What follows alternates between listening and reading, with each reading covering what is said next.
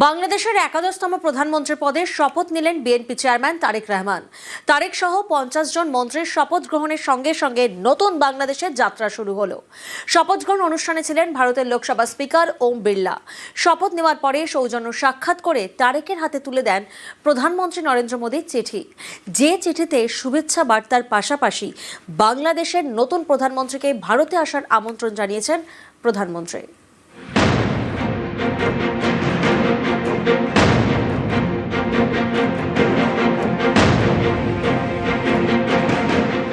তারেক রহমান সশস্ত্র চিত্রে শপথ করিতেছি যে আমি আইন অনুযায়ী সরকারের প্রধানমন্ত্রী পদের কর্তব্য বিশ্বস্তার সহিত পালন করিব। প্রধানমন্ত্রী তারেক রহমানের নেতৃত্বে বাংলাদেশের নতুন সরকারের যাত্রা শুরু হলো। একই সঙ্গে প্রায় 2 যুগ পর বিএনপি নেতৃত্বে গঠিত হলো সরকার।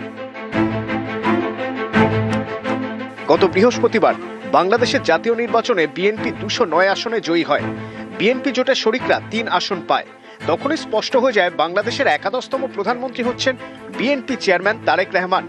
শপথ গ্রহণ ছিল সময়ের অপেক্ষা। মঙ্গলবার বাংলাদেশের প্রধানমন্ত্রী পদে শপথ নিলেন তারেক রহমান। তাকে শপথ বাক্য পাঠ করান বাংলাদেশের রাষ্ট্রপতি মোহাম্মদ শাহাবুদ্দিন। বাংলাদেশের ইতিহাসের দীর্ঘ ঐতিহ্য ভেঙে নতুন সরকারের শপথ গ্রহণ অনুষ্ঠান রাষ্ট্রপতির বঙ্গভবনের পরিবর্তে জাতীয় সংসদ ভবন কমপ্লেক্সের দক্ষিণ প্লাজায় অনুষ্ঠিত হয়। অনুষ্ঠানে তারেক রহমানের স্ত্রী জুবাইদা রহমান এবং তাদের মেয়ে জাইমা রহমান এবং পরিবারের অন্যান্য সদস্যরা উপস্থিত ছিলেন। ভারত, চীন, পাকিস্তান, সৌদি আরব, তুরস্ক, সংযুক্ত আরব আমিরশাহী, কাতার, মালয়েশিয়া, ব্রুনাই, শ্রীলঙ্কা, নেপাল, মলদ্বীপ সহ 13 দেশের বিশ্ব নেতা শপথ গ্রহণ অনুষ্ঠানে যোগ দিয়েছিলেন। ছিলেন ভারতের লোকসভা স্পিকার ওম বিড়লা।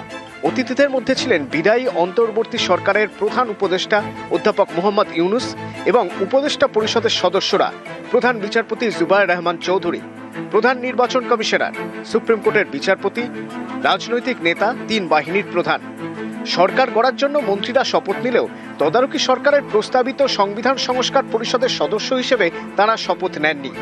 বিএনপি নেতা সালাউদ্দিন আহমেদ জানিয়ে দেন, তারা সংবিধান অনুযায়ী সংসদ সদস্য নির্বাচিত হয়েছেন, সংবিধান সংস্কার পরিষদের সদস্য নির্বাচিত হননি, তাই তারা শুধু সংসদের সদস্য হিসেবেই শপথ নেবেন। সদস্যদের শপথ পত্র বা ঘোষণাপত্র এই সাদাটাতে আমরা দস্তখত করব শপথ নেয়ার পরে। এর বাইরে আরেকটি যে ফর্মটা আছে এটা সংবিধান সংস্কার পরিষদ সদস্যদের শপথ ফর্ম। আমরা কেউ সংবিধান সংস্কার পরিষদের সদস্য হিসেবে নির্বাচিত হইনি, সংবিধানে এটা এখনো ধারণ করা হয়নি। গণভোটের রায় অনুযায়ী সংবিধান সংস্কার পরিষদ গঠিত হলে সেটা সংবিধানে আগে ধারণ করতে হবে। আমরা সংবিধান মেনে এই পর্যন্ত চলছি এবং আশা করি সামনের দিনেও চলব। এদিনের শপথ গ্রহণ অনুষ্ঠানে ভারতের প্রতিনিধিত্ব করেন লোকসভা স্পিকার ওম বিড়লা। সন্ধে তারেক রহমানের সঙ্গে সৌজন্য সাক্ষাৎ করেন ওম বিড়লা। বাংলাদেশের নবনির্বাচিত প্রধানমন্ত্রী তারেক রহমানের হাতে ভারতের প্রধানমন্ত্রী নরেন্দ্র মোদীর পাঠানো চিঠি তুলে দিয়েছেন তিনি। চিঠিতে তারেক রহমানকে শুভেচ্ছা জানানোর পাশাপাশি তাকে ভারতে আসার জন্য আমন্ত্রণ জানিয়েছেন নরেন্দ্র মোদী। এক্স হ্যান্ডেলে ছবি পোস্ট করে ওম বিড়লা লিখেছেন, বাংলাদেশের প্রধানমন্ত্রীর সঙ্গে একটি গঠনমূলক বৈঠক হয়েছে। ভারতের প্রধানমন্ত্রী নরেন্দ্র মোদীর পক্ষ থেকে পাঠানো একটি ব্যক্তিগত চিঠি তারেক রহমানকে দেওয়া হয়েছে। চিঠিতে প্রধানমন্ত্রী মোদী তাকে শুভকামনা জানিয়েছেন এবং সুবিধাজনক সময়ে ভারত সফরের আমন্ত্রণ জানিয়েছেন। নিউজ 18 বাংলা।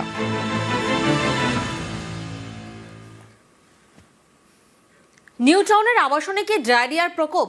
অভিযোগ, ট্যাঙ্কের দূষিত জল খেয়ে অসুস্থ অন্তত 115 জন। সোমবার এই নিয়ে তুমুল বিক্ষোভ দেখান আবাসনের বাসিন্দারা। অভিযোগ, তারপরেও মঙ্গলবার পরিষ্কার করা হয়নি অধিকাংশ ট্যাঙ্ক। জল সরবরাহ করেছে পাথরঘাটা পঞ্চায়েত। মেডিকেল ক্যাম্প বসিয়েছে স্বাস্থ্য দফতর।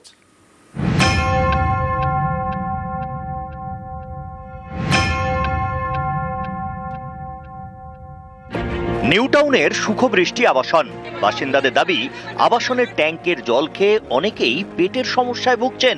এ নিয়ে টেকনো সিটি থানায় অভিযোগ জানানো হয়। আবাসিকদের দাবি, ই ব্লকের প্রতিটি ফ্ল্যাটে কেউ না কেউ অসুস্থ, কারো পেট খারাপ, কেউ বমি করছেন, বাচ্চা থেকে বয়স্ক সকলেই ভুগছেন। আবাসিকদের আশঙ্কা, খাবার জলে দূষণ থেকে ডায়রিয়া ছড়িয়েছে। এইরকম যে একটা বিচ্ছিরি অবস্থা হবে এটা আমরা কল্পনাই করতে পারিনি। আজকে কিছুদিন ধরে আমার ভীষণ পেটের গন্ডগোল যাচ্ছে, অ্যাসিডিটি হচ্ছে, হজম হচ্ছে না, যার জন্য আমি ডাক্তার দেখিয়ে এসেছি। ডাক্তার আমাকে ওষুধ দিয়েছে, অ্যান্টিবায়োটিক দিয়েছে, কিন্তু তাও পুরোপুরি সারেনি। সারবে কি করে? গোড়ায় যদি গলদ থাকে এটাকে তো একদম ঠিকঠাক করতে হবে, নাহলে আমি 76+, আমরা এখানে থাকবো কি করে? কি ভরসায় একলা একলা থাকবো? গত 10 তারিখ থেকে আমার বাচ্চা অসুস্থ হয়ে গেছে, প্রচণ্ডভাবে পটি হচ্ছে, মানে প্রতি ঘন্টায় ঘন্টায়। ফাইনাল এক্সাম চলছে, এক্সাম বন্ধ আছে জলের ইনফেকশনের জন্য। পরে ডাক্তারের কাছে গিয়ে জানতে পারলাম সেম পেশেন্ট সাপুরজি থেকে 10 তারিখে 7 থেকে 10 জন গেছেন। 11 তারিখে মেনটেন্যান্স অফিসে গিয়ে জানিয়েছি যে এটা প্রবলেম, একটু দেখুন। বলছে হ্যাঁ আমরা ঠিক করে দিয়েছি। এখনো পর্যন্ত জল ঠিক হয়নি, এখনো পর্যন্ত আমাদের লুজ মোশন হয়েই যাচ্ছে। আবাসনের ফ্যাসিলিটি ম্যানেজারকে ঘিরে সোমবার বিক্ষোভ দেখান বাসিন্দারা। জলের যে প্রবলেমটা এসছে আমরা সেটা দেখেছি, আমরা পিএইচইকে জানিয়েছি, পিএইচই থেকে টেস্টিং হয়েছে। আমরা আন্ডারগ্রাউন্ড রিজার্ভার যেটা থেকে গন্ধ বেরোচ্ছিল আমরা সেটা ক্লিয়ার করেছি। এখন ওভারহেডগুলো ক্লিয়ার করা হচ্ছে। কালকে 20টা ট্যাঙ্ক আমাদের ক্লিয়ার হয়ে গেছে। আজকে সকালে সেখানে জল টেস্ট করা হয়েছে, যারা থাকছে তাদেরকে দিয়েও টেস্টিং করা হয়েছে। এখানকার কিছু লোক সেটা গিয়েও টেস্ট করে এসছে, সেখানে কিন্তু কোনো রিপোর্ট আর আসেনি। মোট কতগুলো ট্যাঙ্ক? 141টা ট্যাঙ্ক আছে ওভারহেড। ওভারহেড 141টা ট্যাঙ্ক। এখনো পর্যন্ত কটা ট্যাঙ্ক ক্লিয়ার? এখনো 20টা হয়ে গেছে, আরও বাকি চলছে কাজ। পিএইচইও সরবরাহ জল ঠিক মতন আসছে না আমার কাছে, সেটার জন্য পিএইচইকে বলা আছে।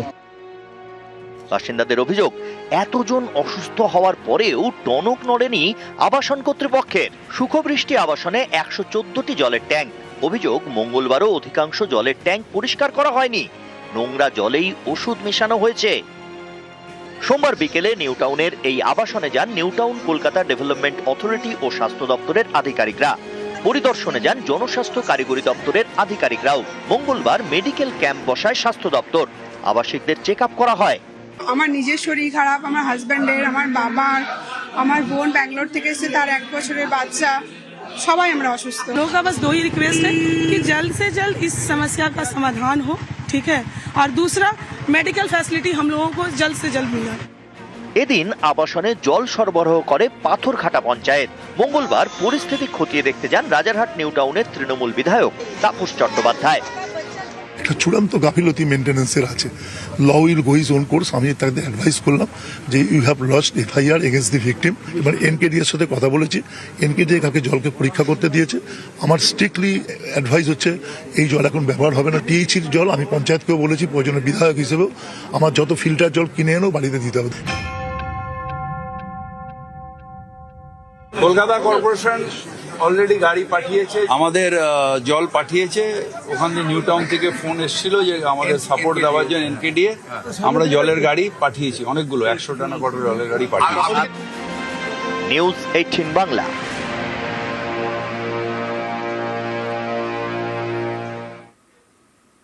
মালদার মানিকচকের ধরমপুর পঞ্চায়েত কংগ্রেস ও বিজেপি পরিচালিত। কংগ্রেসের পঞ্চায়েতের প্রধানের বিরুদ্ধে সরকারি টাকা আত্মসাতের চেষ্টার অভিযোগ বিজেপির উপপ্রধানের। একই অভিযোগে সরব কংগ্রেস ও তৃণমূল পঞ্চায়েত সদস্যরাও। মানতে নারাজ প্রধানের স্বামী।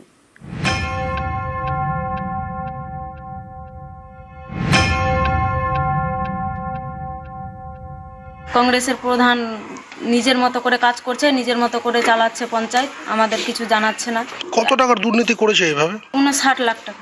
এখনো কোনো টেন্ডার হয়নি।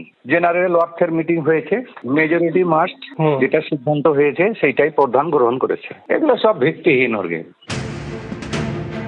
কংগ্রেস ও বিজেপি মিলে পঞ্চায়েত, প্রধান কংগ্রেসের, উপপ্রধান বিজেপির। কংগ্রেস প্রধানের বিরুদ্ধে সরব বিজেপির উপপ্রধান। অভিযোগ, স্বচ্ছ ভারত মিশনে লক্ষ লক্ষ সরকারি টাকা আত্মসাতের চেষ্টা করছেন কংগ্রেসের প্রধান।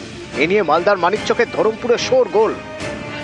সব প্রধান যদি খাইয়ে নেবে তো পাবলিক কি করবে? পাবলিক কি প্রধানকে ধরে পয়সা পাইনি তো? আমরা তো কত অসুবিধা করে জল সিজে সিজে ফেলি, বুঝতে পারেন? ধরমপুর পঞ্চায়েতে 10টি আসন। পঞ্চায়েত ভোটে কংগ্রেস ও বিজেপি 4টি করে আসন পায়, 2টি পায় তৃণমূল। কংগ্রেস ও বিজেপি বোর্ড তৈরি করে। প্রধান হন কংগ্রেসের কোদবানু বিবি, উপপ্রধান বিজেপির লতিকা মণ্ডল। কংগ্রেস প্রধানের বিরুদ্ধে ব্লক প্রশাসনের কাছে বিজেপির উপপ্রধান অভিযোগ জানিয়েছে। তার দাবি, পঞ্চায়েত সদস্যদের না জানিয়ে টেন্ডার প্রক্রিয়া করেন কংগ্রেসের প্রধান। টিউবওয়েলের নিচে বাঁধানো অংশ অর্থাৎ লিজপিটের টেন্ডার প্রক্রিয়া কাউকে না জানিয়েই করা হয়েছে বলে দাবি। শুধুমাত্র বিজেপির উপপ্রধানই নন, তৃণমূল এমনকি কংগ্রেসের পঞ্চায়েত সদস্যরাও কংগ্রেসের প্রধানের বিরুদ্ধে সরব। মিটিংয়ে আমরাকে ডাকছে, এসে প্রেজেন্ট সিগনেচার করতে বলছে। প্রেজেন্ট সিগনেচার নিয়ে টেন্ডার যা কিছু কাজ করছে আমরা বলছি যে আগে আলোচনা হোক তারপরে সিগনেচার করব। বলছে সিগনেচার না করলে মিটিং হবে না। এবার সিগনেচার প্রেজেন্ট হিসেবে আমরা করছি, ওই সিগনেচারটাকে কাজে লাগিয়ে টেন্ডার করে নিচ্ছে, দুর্নীতি করছে। কে করছে দুর্নীতি? এটা প্রধান। ও নিজের ইচ্ছা মতো নাম দিয়েছিল, আমাদের মেম্বারদেরকে কিছু বলেনি। সব গোপনে করেছিল। সব গোপনে। এই নিয়ে জল গড়ায় কলকাতা হাইকোর্টে। আদালতের নির্দেশে টেন্ডার প্রক্রিয়া বন্ধ করে দেন জেলা শাসক। সবার সঙ্গে আলোচনা করে টেন্ডার নিয়ে সিদ্ধান্ত নিতে বলেন। অভিযোগ, এরপর পঞ্চায়েত প্রধান ও তার স্বামী অন্য সদস্যদের সাদা খাতায় সই করতে চাপ দেন। এভাবে প্রায় 59 লাখ টাকা হাতানোর চেষ্টা করেন বলে দাবি। কংগ্রেসের প্রধান নিজের মতো করে কাজ করছে, নিজের মতো করে চালাচ্ছে পঞ্চায়েত, আমাদের কিছু জানাচ্ছে না। কত টাকার দুর্নীতি করেছে এভাবে? 59 লাখ টাকা। এখনো কোনো টেন্ডার হয়নি। জেনারেল অর্থের মিটিং হয়েছে, মেজরিটি মাস্ট যেটা সিদ্ধান্ত হয়েছে সেইটাই প্রধান গ্রহণ করেছে। এগুলো সব ভিত্তিহীন অর্গেন। মালদা থেকে গোপাল সূত্রধরের সঙ্গে সেবক দেব শর্মা, নিউজ 18।